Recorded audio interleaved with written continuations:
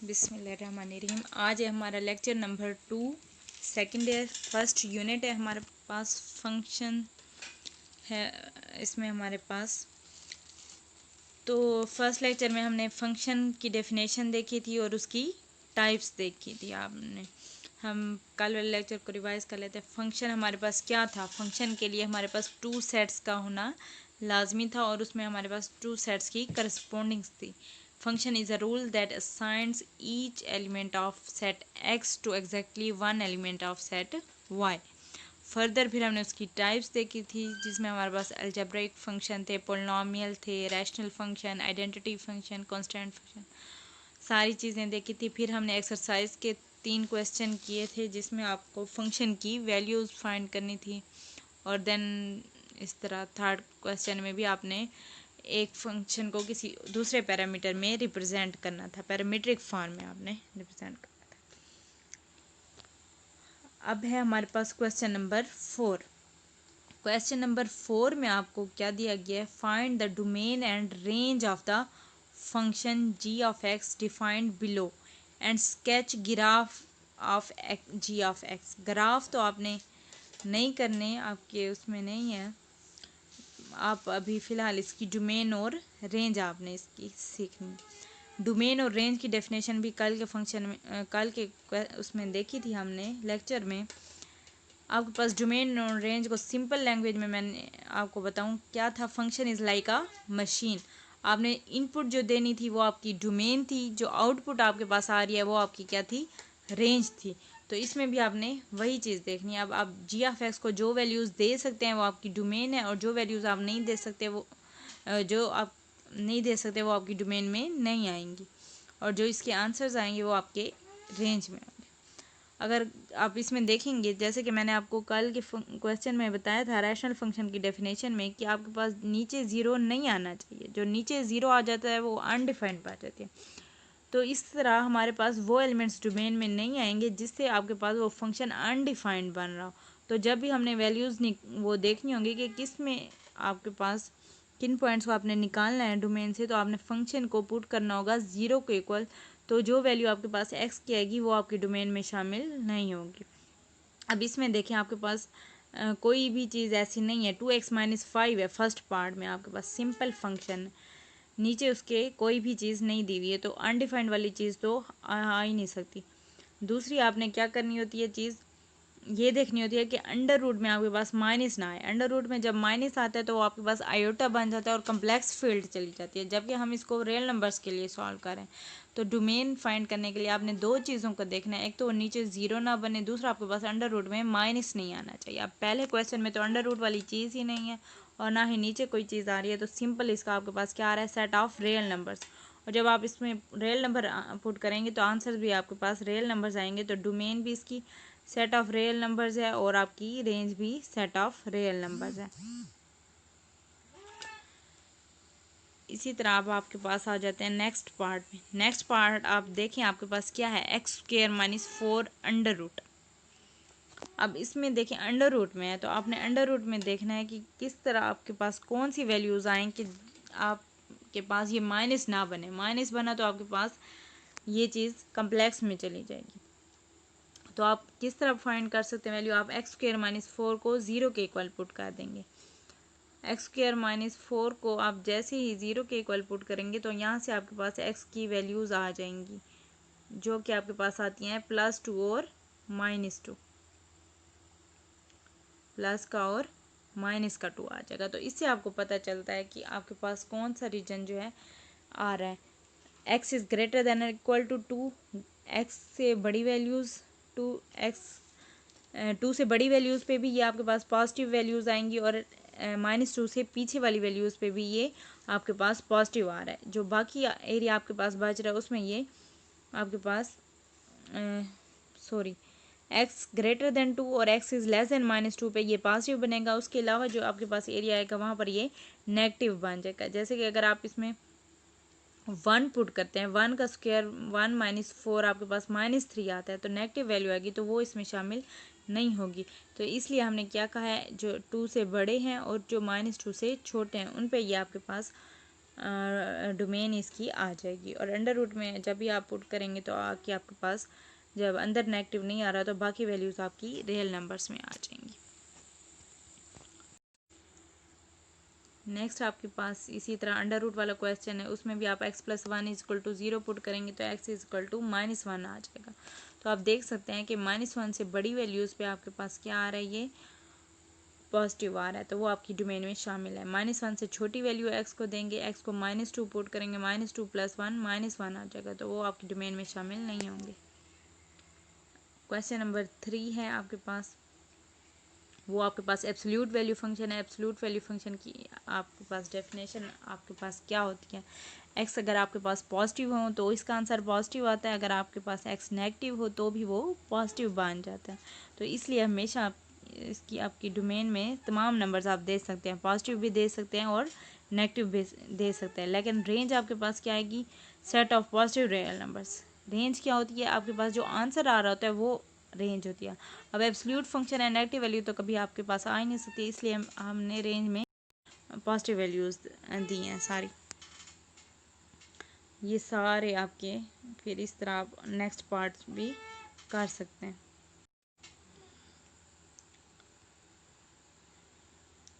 अब ये देखें क्वेश्चन नंबर पार्ट नंबर 6 है, x-1 when x is less then 3। दो पार्ट्स में आपको इसका दे दिया गया कि 3 से लेस देन वैल्यूज़ पे आपके पास ये आ रही है डोमेन, और x is less than equal to 3 हो या 3 से बड़ी वैल्यूज़ पे तो आपके पास 2x+1 बन रहा है।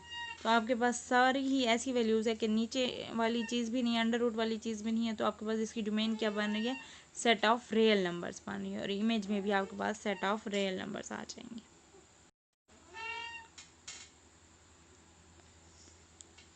अच्छा जी, अब ये है क्वेश्चन नंबर इसका पार्ट 7। अब पार्ट 7 में आप देखें आपको क्या दिया हुआ है, x² + 3x+2 ओवर x+1। जैसे कि मैंने स्टार्ट में ही बताया कि नीचे वाली चीज़ 0 नहीं होनी चाहिए, तो कैसे पता चलेगा किस पॉइंट पे 0 आ रहा है, तो आपने x+1 को 0 के इक्वल पर पुट करना है। जैसे ही हम x+1 को पुट करते हैं 0 के इक्वल, तो x की वैल्यू क्या आ जाती है, -1। इट मीन्स -1 आपकी डोमेन में शामिल नहीं होगा। क्यों नहीं शामिल होगा, क्योंकि -1 पे वो चीज़ आपकी 0 बन रही है। तो हमने क्या इसका बताया आंसर, डोमेन आपके पास तमाम सेट ऑफ रियल नंबर्स आएंगे, सिर्फ क्या नहीं आएगा, x = -1 नहीं आएगा। ठीक है, इसी तरह आपके पास रेंज क्या आएगी, अब -1 पुट करने से आप देखें क्या आंसर आ रहा है, तो -1 क्योंकि डोमेन में शामिल नहीं है, तो -1 पुट करने से जो आपके पास आंसर बन रहा होगा वो भी आपकी रेंज में शामिल नहीं होगा। तो हमने ऊपर इसकी फैक्टराइजेशन की, अब x+1 को x+1 से कैंसिल आउट कर दिया, बाकी जो चीज़ बची है उसमें x को जब -1 पुट करते हैं 2 + -1 तो आपके पास +1 आता है, तो +1 जो है वो आपकी रेंज में शामिल नहीं है। उसके अलावा तमाम आपके सेट ऑफ रियल नंबर आपकी डोमेन में रेंज आ जाएंगे। इसी तरह ही इसका उसको x को 1 आप पुट करेंगे तो आपके पास इसका आंसर आ जाएगा। नेक्स्ट क्या है, 1.5 सेकेंड, तो आप उसमें 1.5 पुट करेंगे, आंसर आ जाएगा। इसी तरह 1.7 पुट करेंगे तो आपके पास आंसर आ जाएगा। सेकंड पार्ट में इसका पूछा गया है, when does the stone strike the ground. तो जब पूछा गया कि स्टोन जो है, पत्थर कब जाके ग्राउंड को टच करेगा, तो जब ग्राउंड को टच करेगा तो उस वक्त उसकी हाइट क्या होगी, 0 होगी ना, ग्राउंड से उसकी हाइट कुछ भी नहीं होगी। तो इसका आपने टाइम फाइंड करने के लिए क्या करना है, जो आपको हाइट की इक्वेशन दे दी गई थी उसको आपने हाइट को 0 के इक्वल पुट कर देना है। तो वहाँ से जो आपके पास x की वैल्यू आई है वो आपके पास टाइम हुआ है जब के स्टोन ने ग्राउंड को स्ट्राइक किया। नेक्स्ट क्वेश्चन नंबर 7 आपके पास। अब आपको पैरामीट्रिक इक्वेशंस दे दी गई हैं। कल के लेक्चर में हमने पढ़ा था पैरामीट्रिक इक्वेशंस क्या होती हैं, जब आपको कोई भी फंक्शन या इक्वेशन किसी एक पैरामीटर में बता दी गई हो। अब जैसे कि पार्ट फर्स्ट में t की फॉर्म में पैरामीटर में, पार्ट 2 और 3 में आपको थीटा की फॉर्म में दिए गए। उन्होंने कहा है कि parametric equations represents the equation of parabola. आपने ये प्रूव करना है कि पैराबोला को रिप्रेजेंट करती है या नहीं करती।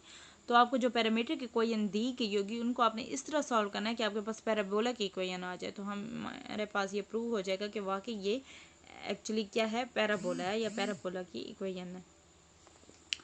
अब आपने देखा x is equal to A T square, आपके पास एक ही इक्वेशन है और दूसरी इक्वेशन आपके पास क्या है, y is equal to 2at। तो आप किसी एक में से आप t की वैल्यू निकाल के दूसरे में पुट कर सकते हैं। या आपको क्या दिया है, पैराबोला की इक्वेशन है y square is equal to 4x, तो y का आप स्क्वायर कर लें और उसको आप 4ax की फॉर्म में लिख सकते हैं। y का स्क्वायर हमने किया तो वो क्या आ गया, 4a स्क्वायर t स्क्वायर। अब इक्वेशन में आपके पास क्या है, 4a है, तो आपने क्या करना है, इसमें से 4a को अलहदा कर लेना है, जो बाकी पार्ट बच रहा है ए टी स्क्वायर उसको अलहदा कर लेना है। ए टी स्क्वायर अब क्या है, x है, तो उसकी जगह आपने x लिख, तो ये आपके पास प्रूव हो गया कि क्या आ रहा है, Y square is equal to 4x, तो ये रिप्रेजेंट कर रही है पैराबोला। नेक्स्ट में आपने बताना है कि x is equal to a cos theta, y is equal to b sin theta represent करें इलिप्स की इक्वेशन को। इलिप्स की इक्वेशन भी उन्होंने बता दी है, क्या है, x का स्क्वायर ओवर a स्क्वायर है। तो हमने सिंपली क्या करना है, आप x का स्क्वायर कर लें, उसको a स्क्वायर पे डिवाइड कर लें तो आपके पास कास स्क्वायर थीटा आ जाएगा। y का स्क्वायर करें, उसको b स्क्वायर पे डिवाइड करें तो आपके पास साइन स्क्वायर थीटा आ जाएगा। जब दोनों को ऐड करेंगे तो cos square theta plus sine square theta is equal to 1 आ जाएगा। इसी तरह आप क्वेश्चन नंबर 3 भी सेम है, आप उनको कर सकते हैं। क्वेश्चन नंबर 8 में है prove the identities. In identities को आपने प्रूव करना है। इसमें आप राइट हैंड साइड ले लें या लेफ्ट हैंड साइड ले लें, उनको एक को सॉल्व करेंगे तो आपके पास दूसरे के इक्वल आ जाएगा। अब पहले पार्ट में आपको क्या दे दिया गया है, sine hyperbolic 2x is equal to 2 sine hyperbolic x cos hyperbolic x। तो हमने वैल्यूज़ पुट कर देनी है, आपको ये वैल्यूज़ याद हो, आपकी चैप्टर से स्टार्ट से पीछे जो थ्योरी है उसमें मौजूद है। आपने पहले साइन हाइपरबोलिक x की लिखनी है वैल्यू, जो कि है e x minus e raised power minus x over 2। इसी तरह कॉस की लिखनी है e x plus e minus x by 2। अब इसको आपने सॉल्व कर लेना। आप देखेंगे नीचे 2 और 2 मल्टीप्लाई होके 4 हो गए और बाकी ऊपर चीज़। अब a minus B into A plus B वाला फार्मूला यूज़ करेंगे, वो किसके इक्वल होता है, A square minus B square. तो इधर हमने वही चीज़ यूज़ किया, ए स्क्वायर आपके पास क्या बन गया, e2x माइनस ई माइनस एक्स का स्क्वायर किया तो वो आपके पास ई की पावर माइनस 2x बन गया। अब आप देख सकते हैं कि सारा साइन हाइपरबोलिक एक्स वाला फार्मूला है, सिर्फ एक्स की जगह 2x है, तो ये आपके पास किसका फार्मूला बन गया, साइन हाइपरबोलिक 2x का। इसी तरह आपने इसकी सेकंड और थर्ड आइडेंटिटी भी प्रूव कर सकते हैं। नेक्स्ट आपके पास है क्वेश्चन नंबर 9। फाइंड करना है आपने फंक्शन इवन है या ऑड है। कल हमने डेफिनेशन देखी थी इवन की और ऑड की। आपके पास क्या डेफिनेशन थी, if F of minus X is equal to F of X then function is even, and if F of minus X is equal to minus F of X then function is odd. तो यही आपने चीज़ check करनी है, just आपने x को replace करना है minus x से और देखने के क्या रिजल्ट है। अगर आपके पास यही दोनों केस नहीं आ रहे तो आप क्या लिखोगे कि नादर इवन नॉर ऑड। अब आपने इसको पुट किया एफ ऑफ एक्स को आपने रिप्लेस किया माइनस एक्स से, तो माइनस एक्स का क्यूब आया माइनस एक्स क्यूब, और एक्स को रिप्लेस किया माइनस एक्स से, तो दोनों में आप माइनस निकाल सकते हैं कॉमन। तो ये आपने देखा कि आपके पास माइनस कॉमन आ गया, बाकी वही फंक्शन की वैल्यू आ रही है, तो ये आपके पास ऑड फंक्शन है। यही चीज़ आपने तमाम पार्ट्स के लिए चेक कर लेनी है। हमारी 1.1 आपके पास कंप्लीट हो गई है। इंशाल्लाह नेक्स्ट लेक्चर में हम 1.2 करेंगे। अल्लाह हाफ़िज़।